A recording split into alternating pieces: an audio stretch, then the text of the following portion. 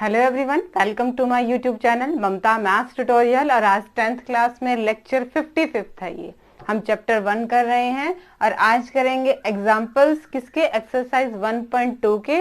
और एक main definition कह लीजिए या थ्योरम कह लीजिए वो है। पहले उनको डिस्कस करते हैं कि वो थ्योरम क्या है और फिर उसके बाद हम करेंगे एक्सरसाइज 1.2 के एग्जाम्पल्स। पहले देखिए थ्योरम क्या कहती है।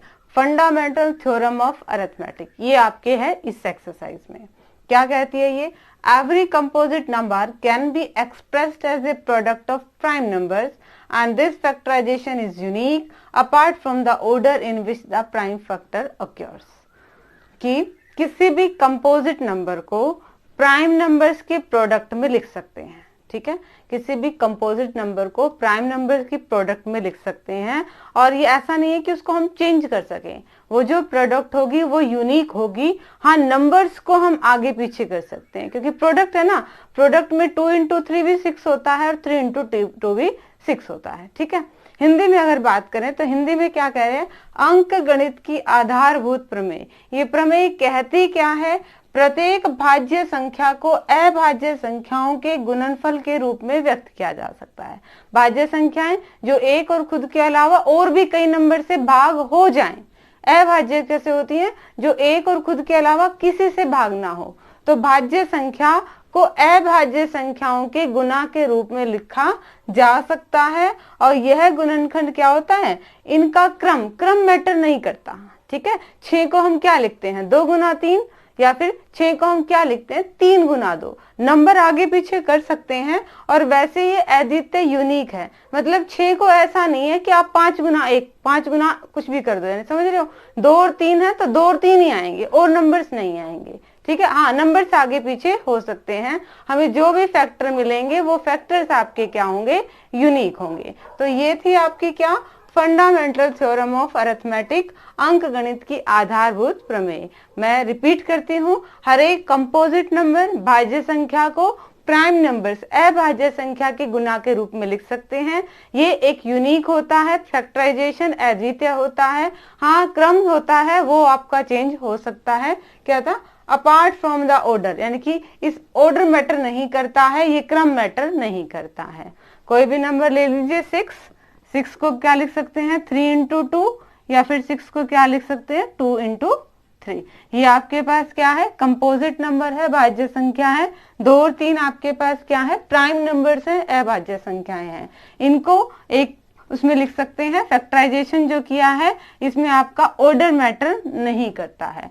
6 के प्राइम फैक्टराइजेशन में 2 और 3 आ रहे हैं तो 2 ही 3 आएंगे। ऐसा नहीं है कि किसी और 2 अक्षर की मल्टीप्लाई भी ये हो जाएगी और 2 प्राइम नंबर्स की मल्टीप्लाई ये हो जाएगी। ठीक है, तो ये था आपके पास डेफिनेशंस। अब 1 by 1 हम एग्जांपल्स को और डिस्कस कर लेते हैं। तो एग्जांपल क्या है वो देखिए बेटा आपके पास। कंसिडर द नंबर 4 की power n and n belongs to n। कहने का क्या मतलब है कि आप 4 की पावर n को देखिए और n क्या है? आपका नेचुरल नंबर है, मतलब n आपका 1 से स्टार्ट होगा। 1 2 3 4 एंड सो ऑन। चेक करना है whether there is any value of n, क्या कोई n की ऐसी वैल्यू है जिसके लिए क्या हो जाए? 4 की power n ends with digit 0, कि इसकी जो वैल्यू आए उसके आखिर में क्या हो? 0 डिजिट हो। हिंदी में भी यही कह रखा है, क्या n का कोई ऐसा मान है जिसके लिए 4 की पावर n अंक 0 पे समाप्त होगी। ठीक है, अगर हम देखें 4 की पावर 1 तो ये क्या आएगा? 4। 4 की पावर 2 ये क्या आएगा? इसको मतलब 2 बार गुना करनी है, 4 चौक 16। 4 की पावर 3 यानी कि अब कितनी बार गुना करनी है? अब 3 बार गुना करनी है, 4 चौक 16 एंड सो ऑन। हमने क्या करना है कि क्या 4 की पावर किसी पावर के लिए इसके आखिर में 0 आएगा? ठीक है, तो ऐसा कब तक करेंगे? 4 की पावर तो कैलकुलेशन बहुत बड़ी होती जाएगी। हम कहाँ तक चेक करेंगे कि आखिर में 0 आ रहा है या नहीं आ रहा? तो हम इसके लिए अपना प्राइम फैक्टराइजेशन अभाज्य गुणनखंड वाला मेथड लगाते हैं। ठीक है, 4 की पावर n, इसको क्या लिख सकते हैं? 4 को क्या लिख सकते हैं? 2 गुना 2, इसकी पावर क्या आ जाएगी? n। इससे छोटे आगे इसके टुकड़े हो नहीं सकते।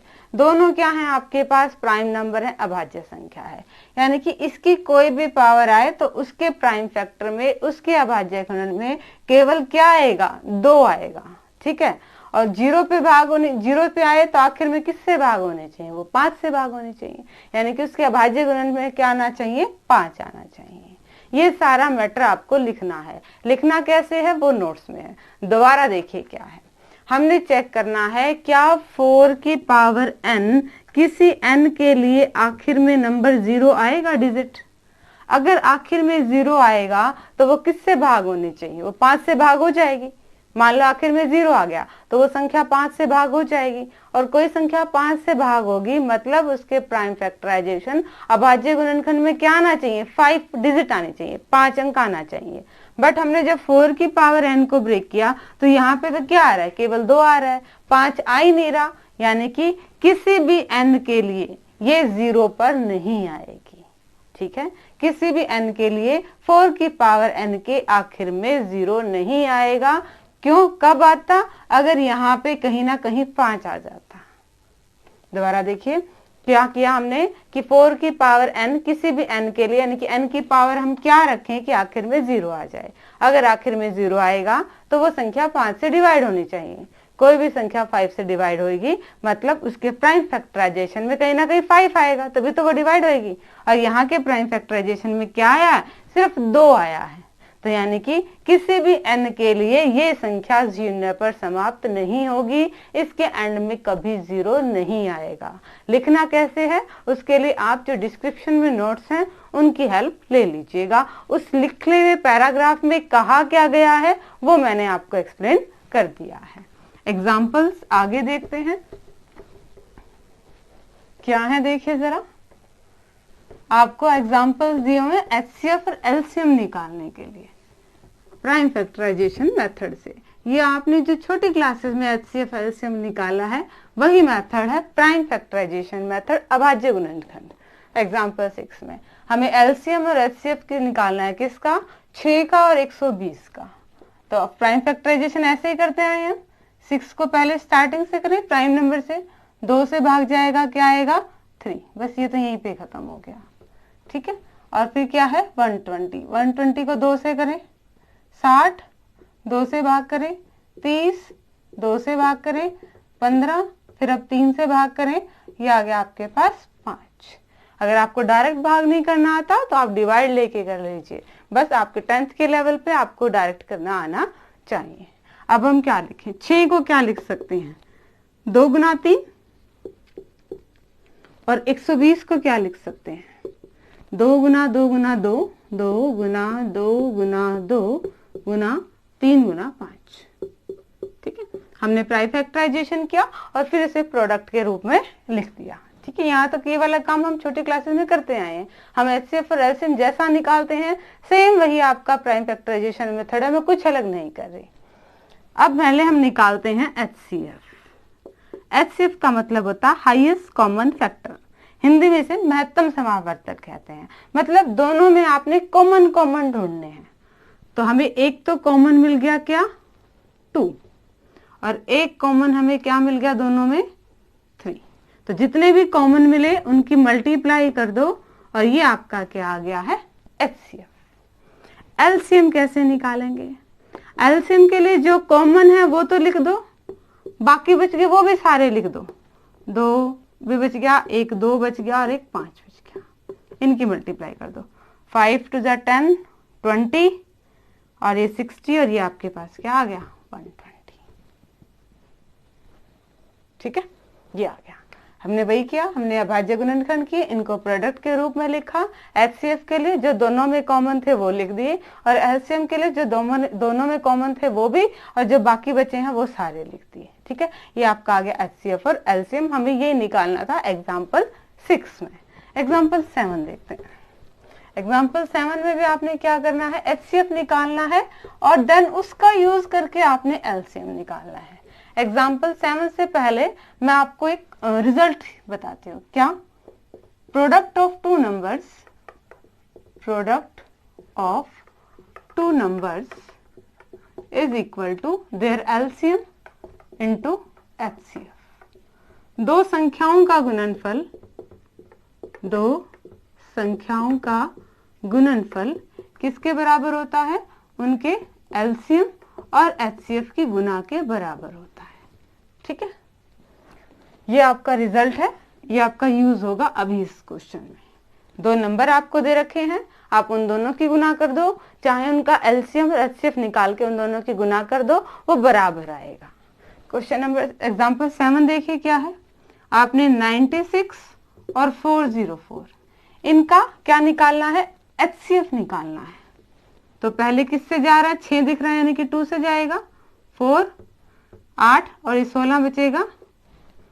ठीक है, फिर 2 से गया 24, फिर 2 से गया 12, फिर 2 से 6 और फिर 2 से 3।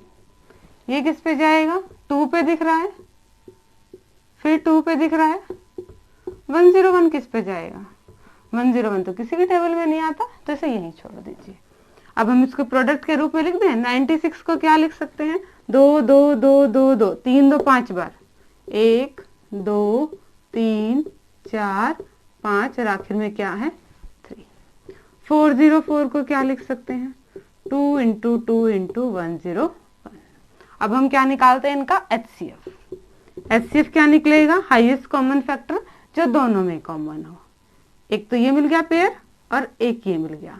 पेयर को एक बार लिखना है, पेयर को एक बार लिखना है, 2 2 जा 4, और कोई पेयर है नहीं, तो इनका HCF क्या आ गया आपके पास? 4। क्वेश्चन में एक वर्ड कहा गया है हेंस।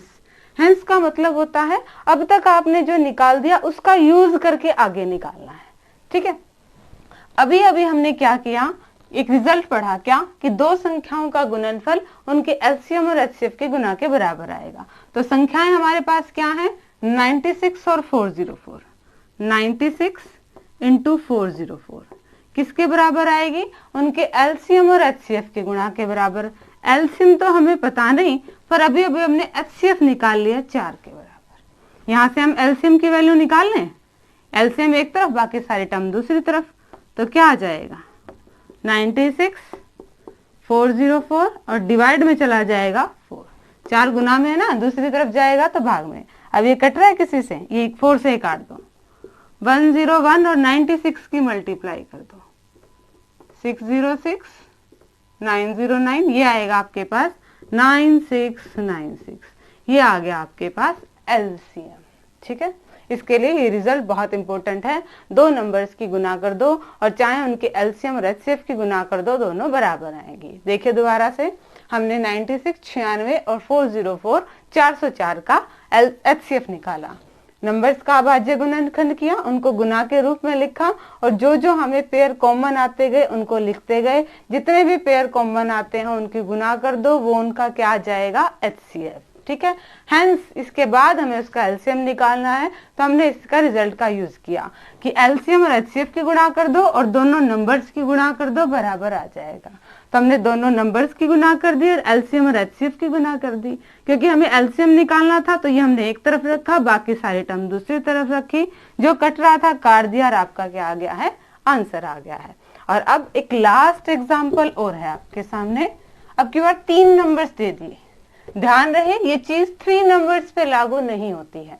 3 नंबर्स की प्रोडक्ट उनके एलसीएम और HCF के बराबर नहीं होती है, ये सिर्फ 2 नंबर्स पे ही लागू होता है।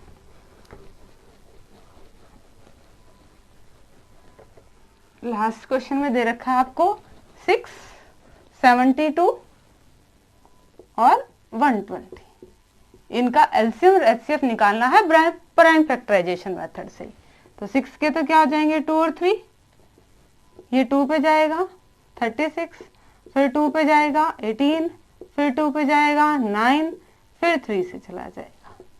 ये गया 2 से 60 आएगा, फिर 30, फिर 2 से गया 15, फिर 3 से गया 5। अब इनको लिख दें। 6 को हम क्या लिख सकते हैं? 2 गुना 3। 72 को हम क्या लिख सकते हैं? 2 गुना 2 गुना 2 गुना 3 गुना 3। और 120 को क्या लिख सकते हैं? 2 इंटू 2 इंटू 2 इंटू 3 इंटू 5। ध्यान से देखिएगा, HCF और LCM, HCF में कोई चेंज नहीं है, LCM में थोड़ा चेंज है। HCF 2 नंबर से तो हमने 2 में कॉमन ढूंढ दिया, अब 3 है तो 3 में कॉमन ढूंढ दो।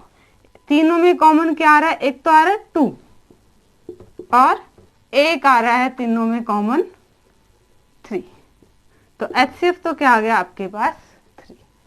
LCM की बात कर रहे हैं, तीनों में कॉमन वाले को तो लिखोगे ही लिखोगे। अब इसके बाद वो लिखने हैं जो किन्हीं 2 में कॉमन है।